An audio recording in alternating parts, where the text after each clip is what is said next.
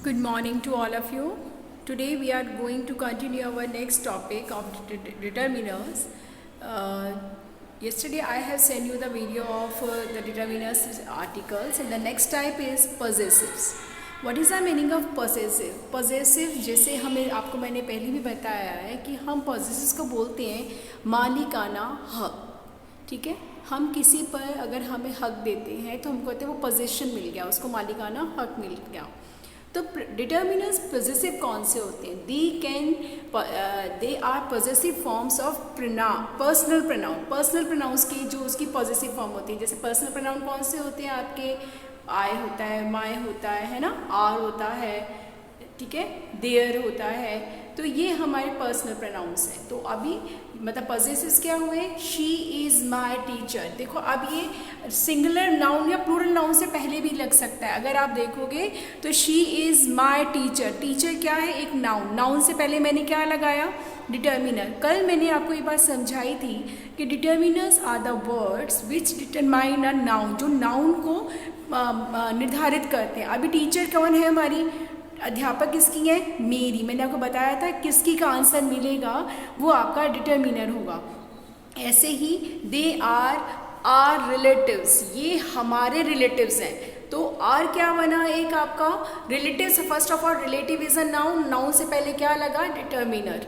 Okay, तो इस तरीके से हमें पता चलता है कि हमारे डिटर्मिनर्स कौन से हैं. अगर आपको सपोज करो अंडरलाइन करना करे या फिर आप फिल करना पड़े, तो आपको मैंने पहले भी बताया है डिटर्मिनर्स जो है वो नाउन से पहले लगकर उसका डिटरमाइन करते हैं, उसको निर्धारित करते हैं. Now next is numerals.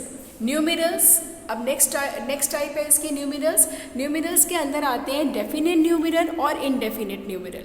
अब डेफिनेट न्यूमेरल कौन से होते हैं? Cardinals, definite and ordinals. अब कार्डिनल्स का मतलब जो चीज़ गिनती में होती है, जिसको हम गिनते हैं 1 2 3 एट्सेट्रा, है ना. और ऑर्डिनल्स जो कि एक ऑर्डर को इंडिकेट करते हैं कि फर्स्ट है, सेकंड है, थर्ड है ना. तो ये चीज़ भी हम हमारे अगर हम नाउन से पहले लगाते हैं तो उससे पहले हम लगाएंगे तो वो हमारा क्या बन जाएगा? डिटर्मिनर. अगर हमको फिल करने के लिए कहा जाए और हमसे या फिर आइडेंटिफाई करने के लिए कहा जाए तो अगर वो नाउन से पहले लगते हैं तो ये भी हमारे डिटर्मिनर्स कहलाते हैं. Now next is indefinite numeral. Indefinite numerals के अंदर क्या आते हैं आपके? इंडेफिनेट न्यूमेरल्स में आते हैं many, a few, the few, all etcetera. अब मैनी यानी कि बहुत सारे, जिनको कि हम गणना नहीं कर सकते हैं ना. इंडेफिनेट जिनको कि गणना नहीं किया जा सकता, गिनती में नहीं करी जा सकती. There are many students in the class.